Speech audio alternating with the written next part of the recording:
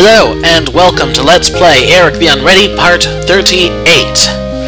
And when we last left off, I gave the God of the North Wind his birthday cake. And what he did, he blew out the candles with that breath of his. And when we go south, we find that the lake's been frozen over. Which means you race across the frozen pond, grab the key, and then return to the near shore. And we have the key. Which is great, because we need that key. We're almost ready to summon the gods. So now we have to go east. And we need to go back to the forgetful god. Hurry up. Over here. Short-term memory. And give nectar to god. Thanks, but I can only have one sip. It makes me pee. He takes the bottle, opens it with the opener, and then takes a swig. Then he closes it again and hands it back to you. The god looks up. Well, my name is Fred. Give nectar to god. Thanks, but I can only have one sip. Of course he forgets. Now remember, his bottle opener is kind of a clue that we have to bring this to him, because he has the bottle opener to open it. Give nectar to god. He takes a swig. He digs the dirt out of the hole again, and then moments later he suddenly gets a very strange expression on his face. Excuse me, he says, and then he leaves very, very quickly. Because he has to pee. Now, if you examine right here, it's an egg. It's the fabled Egg of Oblivion. Legend says that anyone who possesses it for more than a day will lose his memory. Perhaps that accounts for the odd behavior of the young god with the shovel. Let's take the egg. You take the egg from the hole. And yes. Now we have to go follow that ritual.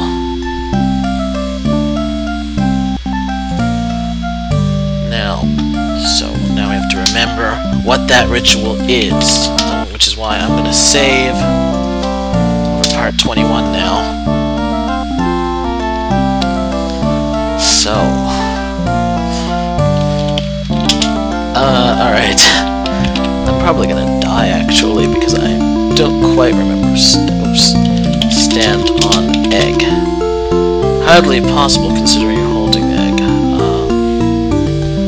Shoot. Alright, I should have written it down, but instead, thankfully.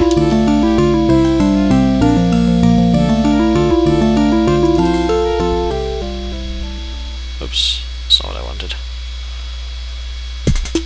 Let's restore 20. Oh wait, what am I doing? The book doesn't disappear, because I'm... Sorry, I'm being stupid.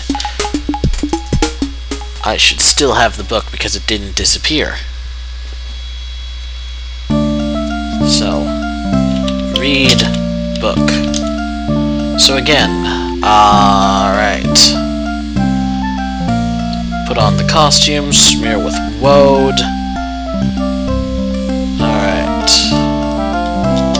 No, I'll read it again. Let's wear a costume. You put on the costume. Smear face with woad. Use woad. Maybe it'll tell me. Eat woad. The woad doesn't look very appetizing. Wear woad. You smear the woad on your cheeks. A voice says, "Not those cheeks!" Embarrassed, you fumble around in your pants. After a moment, the voice says, "That's better." Gee, that's rude. Oh, they better not come to my door. Alright, read book. Alright, so here are the steps. First, stand on the egg. Second, eat the slime wig. Third, fourth, turn around 2 times and then squawk like a chicken. And let's see if that works. Alright, so put down egg. Stand on egg. You balance precariously on top of the egg. And now I can display my horrible short-term memory. Read book again one more time. slime wig, and then turn around 2 times. Slime wig. You pop the disgusting thing in your mouth. You know how sometimes you eat something that you think is going to taste terrible, but then it turns out okay? Well, such is not the case here. The instant you put the slime wig in your mouth, it attaches little suckers to the back of your teeth, so that while its rear end is halfway down your throat, its front end is hanging on for dear life. Now it's trying to crawl up, while you're trying to get it down. Finally, you bite off its little pseudopods, and it slides wriggling and screaming all the way down to your stomach, where it gives a couple of kicks, and then lies still. You can feel that. Turn around. You do a quick pirouette, very stylish. You feel a kick in your stomach. That slime wig isn't dead yet. Turn around. You do a quick pirouette, very stylish. You give a small salty burp. And then lastly, but not least, squawk. You squawk like a chicken. Nothing happens. After a while, one of the gods wanders through the agora and catches sight of you wearing the silly costume, your cheeks bright blue, standing on an egg and looking like you've swallowed a slime wig. He stops and says, "You're not performing that old golden stare ritual, are you? Geez, that was replaced years ago. Didn't you get the software upgrade? Well, never mind, I'll take care of it for you." He mumbles something under his breath, and a shining golden stare appears in the middle of the agora. "Take care," the god calls as he passes from sight. Moments after he leaves, you hear an explosion of laughter, as if something had been trying to keep it in, but then simply couldn't hold it any longer. Stupid gods performing pranks on me. Let's see. Alright, I have a couple of minutes left. I don't know if I'll be able to finish and do the cutscene in that time, but let's try. You climb the golden stairs, wishing all the while that you could get rid of that Led Zeppelin tune that keeps running through your head. Peak. The view from the top of Mount Spa is breathtaking. You can see all of Taurus laid out before you, except of course for the places that you have already passed through, most of which are still obscured by a pall of smoke. Strangely enough, the ground up here is neither dirt nor rock.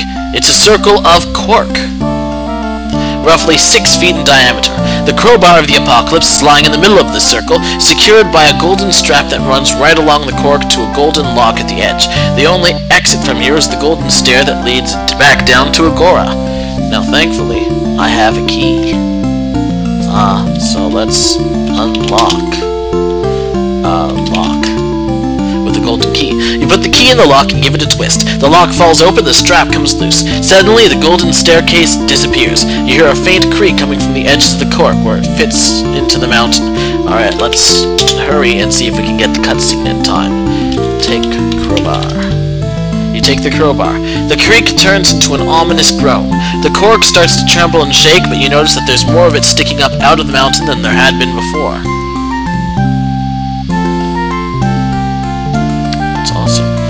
I guess I'm done, so yoo-hoo? Only near water, Eric. Oh, right, yes. With a pop, the approximate intensity of a sonic boom, the cork shoots up into the air, with you hanging on for dear life. The cork describes a graceful arc through the Taurus air, taking you for what feels like a magic carpet ride. Except you can steer magic carpets and usually have some say in where they come down. Behind you, the Mountain of the Gods deflates into the large, wrinkled land formation of the gods. Eventually, the cork lands with a splash. You interpret this as good news until you remember that the only water in this vicinity is the dreaded Swamp of Perdition. The impact of the landing throws you to the ground and knocks you out. 2 minutes left. Maybe a bit less. 1, 2. Meanwhile, a bachelor party for me? You guys are the greatest. I'll bet L'Oreal is sorry she wasn't invited. Oh, it's Mr. Creep. You know, guys, it just doesn't get any better than this. Cutscene. Last cutscene. Oh, no more cutscene. That's interesting. I wonder if I accidentally skipped anything. Alright, so we're now on a shore. This is the south shore of a murky swamp. You see a raft populated by a strange-looking crew here. You see a newspaper here. Out of the mists, a raft approaches. It is manned by a very unusual-looking crew. The person who appears to be the captain is holding up a sawed-off tree trunk, and you see him speak into it. Captain's log, swamp date, 91,692. 91,692. We have encountered a strange life form who's peering at us through a transparent screen while manipulating an imaginary alter ego through our world. We will offer assistance to this alter ego while observing the character of its master. He lowers the log and says, "Hail, traveler, we offer you passage across this swamp." I'm going to end now, and hopefully I haven't run out of time.